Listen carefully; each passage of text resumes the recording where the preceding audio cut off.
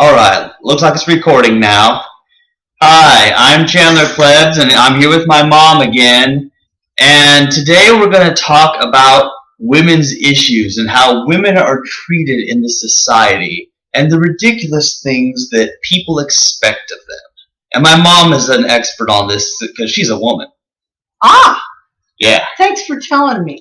Yeah, because nobody would figure it out. I might not know I was a woman if you didn't. Yeah, somebody might think that my mother's a man or something, or a chimpanzee or a giraffe or something. You know. Okay, I think that's far enough, Chandler. But I'll take it from here.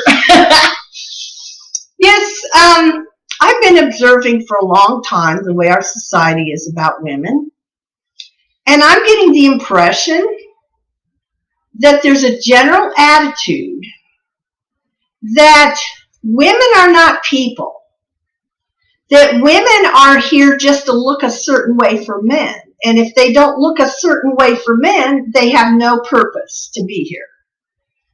And there's all these ideas that women's bodies have to be perfect, and the idea of perfection has to do with whatever standard the men in that society think is the ideal woman at the time. And particularly the issue about being fat, that's a whole other subject that I'd like to talk about sometime, about how our society has taught us to eat in ways that will make us fat so they can sell us the diet programs to get us to lose weight so that we can get fat all over again. But anyway, what I want to say about that right now, though, as pertaining women, it's not as terrible to people in this society for a man to be fat as it is for a woman to be fat. Because, see, women, since their only purpose is to look a certain way for men, they're made fun of more and they're considered a complete failure if they're fat, because they're supposed to get skinny so that the men in their life like the way they look. And I have heard people talk about wives that, you know, they're failing their husbands because they're not losing weight. And I'm like, well, wait a minute. It's not as sinful for the men to be fat because they're men and they have other purposes to their life. But since women have to be beautiful, they can't in any way look ugly as what men might think is ugly, or fat, or, you know, there's just this idea that a woman just has no place in the world unless she looks a certain way for men. And I have heard many people make fun of fat women, especially men, and many times in churches. I've heard pastors right from the pulpit make fun of fat women. And of course they can do that because in most churches women aren't allowed to get up and speak. So the men can just say whatever they want to the women and about the women. Yeah, well, it gets into the whole meaning or purpose of somebody's life too, because that's how they do it. Like with women, like my mom just said, it's all about how they look and how skinny and blonde and stupid they can be, and you know, all that kind of stuff. Whereas I'm not exactly sure what the purpose of being a man is. Like I haven't figured that one out yet, because some people think that you're only valuable if you're a man and you play football or if you drive a car or something.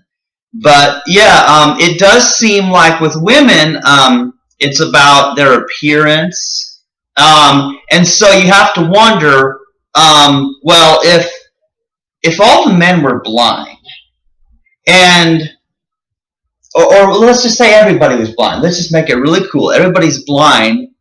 Well, then you can no longer use how somebody looks as some way of judging them. So that's an interesting thought I had. So then is everybody equal if we're all blind and can't see how fat somebody is or not? Well, you know, in answer to the question you posed a little while ago, like what the purpose of men is in this society, if you look at what's going on, you would think that the purpose of men is to use women, and if they don't like them, to ridicule them. So it all has to do with what they can get from a woman as though she's an object there to please them. And you mentioned also about how women are expected to be stupid. I know a lot of men don't want women to be smart for some reason. It's as though that threatens them somehow. Yeah, and I think I know of a few ways that it might threaten them. First of all, because if these women were all, had a basic level of intelligence and were able to perceive what's going on, well, for one thing, they would probably boycott the men. They would probably not marry them, not have sex with them. They'd probably leave the churches too, where they're treated so bad. And imagine if there was like this massive outrage and rebellion of the women of the world. But see, that's why men need to brainwash the women into not believing they're real people that can think for themselves, that their only purpose is to be there for men and whatever men might want from them, and that they're failing if they don't please their men in their life. Yeah, so a lot of work goes into maintaining this illusion, this false belief that women exist just to serve men. Mm-hmm. I mean, it's comparable to the people who say that the cows exist only so humans drink their milk, or that pigs exist just so that people can eat bacon. There are people who say that too, as you know. And I see them, the way they treat human women and the way they treat non-human animals, the way they slaughter them and torture them. It's the same thing. I'm not seeing a difference. Yeah, there's a similarity there. And sometime we need to get into some animal issues too. But this woman thing in our society is so common, and the thing is, all around the world, women are being treated very badly. And yet, even still here in the United States, where women are supposedly starting to get more equal rights with men, there's a lot of inequalities, and of all things, it's in the churches that's the last place for women to be treated with any kind of respect. Mm-hmm. And that's because certain scriptures in the Bible that are misunderstood are quoted in order to keep women quiet and acting like non-persons so they can be herded around like cattle and never be able to speak up and question things. Yeah, well, what's so interesting about it is I think there's two kinds of people in these churches. There's the people who genuinely hate women. And I'm not exactly sure why, because obviously men had to hate women to write the Bible in a hateful way where women were lesser anyway. There's the people who genuinely hate women and they're just trash there to use. Then there's the people who don't necessarily hate women, but they feel like to be a good Christian, they have to follow the Bible, which is their infallible authority. So they have to make themselves treat women badly in order, not just because they feel like that's what God wants them to do, and the Bible, but also there's so much peer pressure from the other men to be treating the women bad. So so it's sort of like if you as I always found myself in that sort of a category, and I felt like, well, I did view women as equals, and so there was a lot of confusion as this because I could never join the men in the way they treat women. And so what it came down to me for back then was, well, I do view women as equals, but as you know, I also view all the other animals as equals too. And so this is a great injustice. And once you're aware that there's a problem with something, you start noticing it everywhere. I started noticing how, nobody cares how fat men are, but it's the women. Do men wear makeup? Hardly ever. It's always the women, and things are marketed to the women. It's bizarre. You notice the advertising. You notice how everything is, and it's sort of like, when we used to go to the chiropractor, and I would just look at the magazines there, and how come the men's health magazines, every page had a woman? I thought this was a men's magazine. Like, what's up with this? Because women are there for men to use. See, Yeah. they're a commodity for men.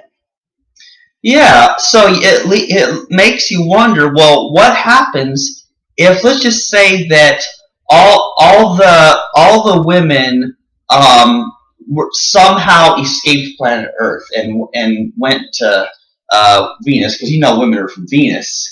Originally, right? There seems to be a rumor to that effect. Yeah, that men came from Mars and women came from Venus. Yeah, now where have I heard that before? Yeah, so then what would the men do if there were no women on the planet? What do you think they would even do? Complain that there was no one to have sex with, I guess.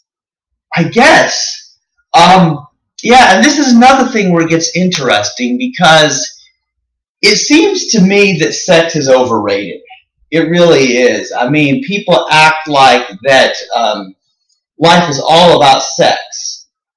And, well, I always had a hard time with this, because if you are not interested in sex, well then you can't obviously use women for that.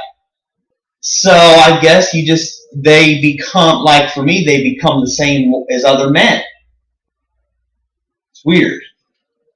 Of course, then that gets into the homosexuality issue, which is another matter to address. We have a lot of things we can talk about. Yeah, we sure do. And come to think of it, though, since you brought that up, if the purpose of women is for men to have sex with them, then think about it. Why does homosexuality exist then? Are people rebelling against this system of this tradition? Well, we're forgetting one thing. When women aren't having sex with men, they're supposed to be serving them in every way. Didn't you know that? They're supposed to be cooking, cleaning, washing the man's foot, kissing the man's foot, being at his beck and call. See, women are really slaves. And men, for some reason, think they need to dominate women, and that women are there to suit them no matter what it is, whether it's how they look or what they do. I get the feeling they really don't think women are people. They're just there to serve them. Very interesting. I guess they treat them sort of like their car, in a way. Yeah, and you notice you talk about those magazines. Yeah. There are women and cars. You're right. And men are supposed to be into both of those, and they're both objects to be used. Yeah, it's kind of interesting because, well, at least the car doesn't mind being served, as far as I know. I mean, you haven't asked it probably lately. No, I haven't been around talking to cars recently. Well, that's it. If you'd been talking to cars, I'm sure they would have answered you. Yeah. But yeah, so this is kind of interesting because you really have to wonder. And another thing is, in the rest of the animal kingdom, does it really work this way? Do the females always serve the males? Not always. Yeah. I thought that the elephant, the women are in charge. I think something like that. Aren't they matriarchal? Yeah, and then of course, this is very. But then even among the elephants, the men fight over the women. Oh yeah, the elephant. death. Yes, the elephant males will kill the other male elephants. They're competing over who gets to mate with these females. And yet there's a woman elephant that's the head boss that's in charge. I guess they don't have an elephant Bible that tells them to submit to the men. Oh, that's a good point. The elephants don't have a Bible, so they don't at least have that sort of hindrance that keeps women from having some say in how things goes. Oh, so you Uh-huh. have the women and men elephants, just like you have the men and women humans sort of thing. And so, yeah, it does seem to be primarily a human thing. And I think part of the reason for this is, well, because of writing and traditions like the Bible and stuff. Like, people have these ancient texts and they keep promoting them, the same stuff, just like you have the ancient Greek philosophers, ancient writings, and these things keep an influence on people, making it harder to change, because if people are still influenced by all these ancient writings, and now you've got movies and audio recordings, and pretty soon those will have been, centuries old as time goes on. So that makes people more resistant to change in a certain way, I think, because people have been unable to stamp out sexism and racism and stuff like that. So what do you think the solution is to this? Well, I think that women need to quit being intimidated. First of all, they need to know their people, and that who they are isn't about how they look. Yeah. And if a woman wants to lose weight, it should be for health reasons, and it shouldn't be because they're trying to please the men in their society. And there's too much of how they look having to do with whether they're a worthwhile person or not. And I just feel like women need to come out of that and start recognizing who they are and get some self-esteem, that they are people and they are equal to men. And they're not something to be walked on or made fun of or used as a slave. Yeah, and this brings up another interesting thing, this whole feminist thing, which, feminism really it is meant to mean, defined as, equality of men and women, that they're equal. But it's often been morphed into something else. Yeah. It's often been morphed into a thing that women are superior to men, which is sort of making a reverse mistake sometimes. Right. But one of the most disturbing things, though, is that being pro-abortion has been linked with feminism in the minds of many people. Mm-hmm. And I'm not exactly sure how that happened, because that's pretty bizarre. And I mean, I would understand women getting enraged and killing these men who have, that makes sense to me. It makes sense. Rather than the child. Right. It would make sense that the women would rise up and they would kill or jail the men who have been abusing them and oppressing them for so long. I get that, because they want to put a stop to it. But instead, they're staying subservient to these men. They stay with their husbands, and a lot of them, they believe that divorce is a sin. Yes, I know all about that. Yeah, that's a big problem too, and I think that's another reason where a certain teaching like that keeps women in these relationships, where it's not only bad for them, but it's also bad for any children that they have at the time. They get to grow up witnessing their fathers abusing their mothers and treating them so awful. And what's really the worst part of it, Mom, is those children grow up to treat women the way they saw their father treat their mother. That's one of the biggest problems, and part of why I think it progresses is because children are not taught that this is wrong. Mm-hmm. They just learn to accept it. Oh, this is the way families are. Mm-hmm. Yeah. I think there was something else I was going to say about that, but yeah, like if these women left these abusive relationships, that would certainly be an improvement. But I know it's not easy either. I know that it's hard for these women to survive, being single You know, and what's really bizarre about it is that there's always, people, they're very hateful and critical of these single mothers. Mm-hmm. And you know all about that. And I remember how people treated you, and like they told you, well, I needed a father. And I'm like, well, and I'm like, well, biologically, yes, we all have a mother and a father, but they act as if these women can pull a rabbit out of a hat, so to speak. That they can just pull a husband out of nowhere. And make sure that he also is a good father of children. And we know from experience that doesn't work. Yeah. So I mean, I agree with you that these women need to stop taking this crap. And so I really think we need to figure out what are the barriers that keep them from doing so.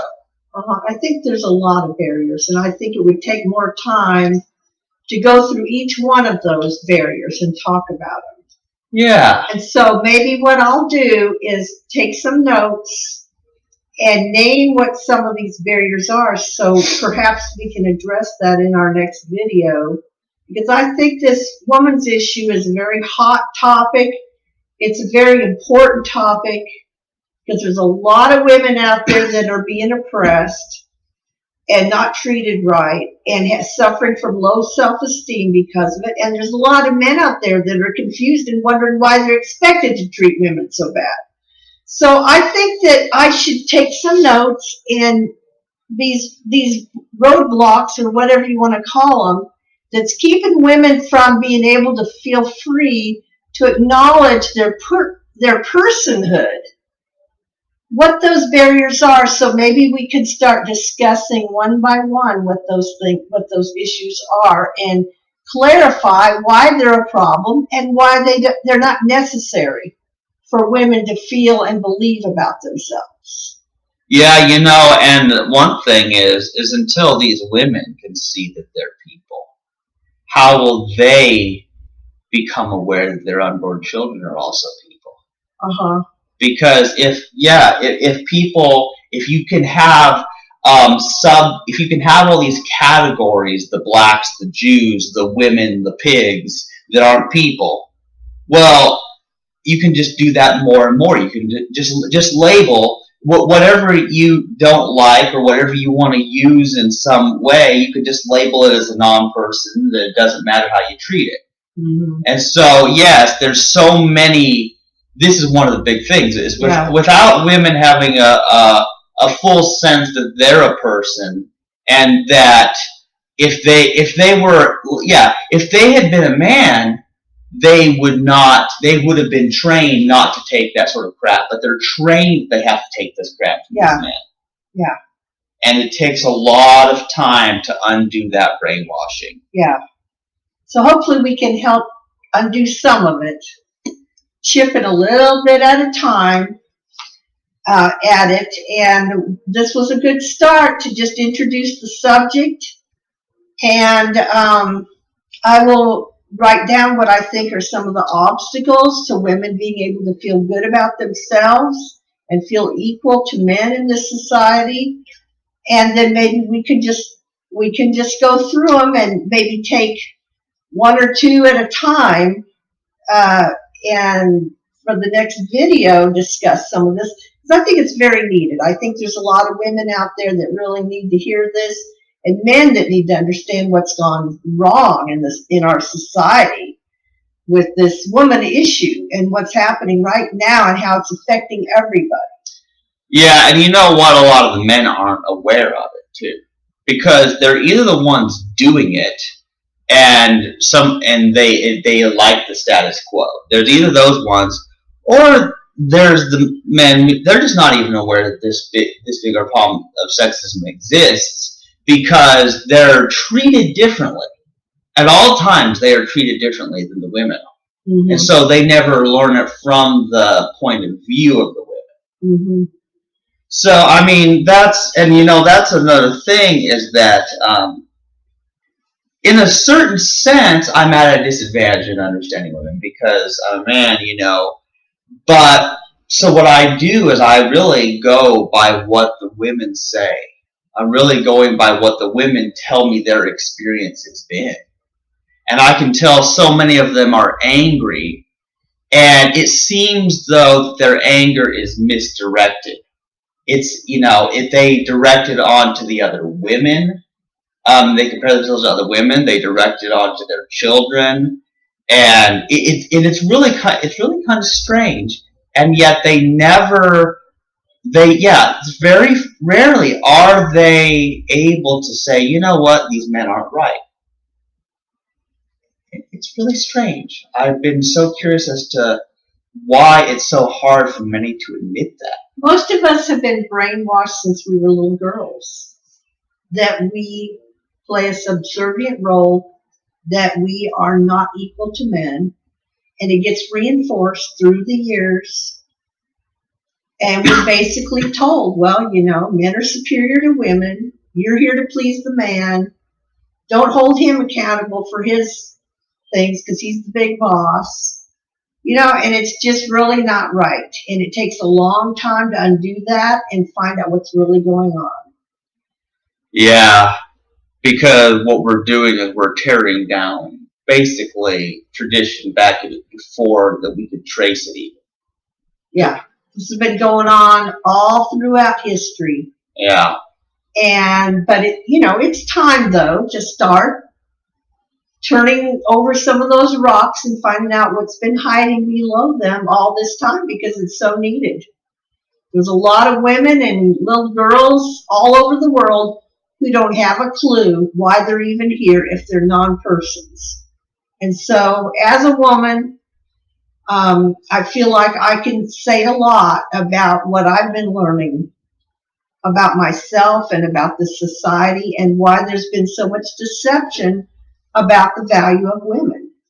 And so I hope to be able to help my fellow women in this world to start understanding why they're here, and not allow any more discrimination or mistreatment, and to help throw some light on men and what they might expect out of this world too, since they're thrown into a world that they're expected to despise women. And if they don't despise women, like my son Chandler, he doesn't despise women at all.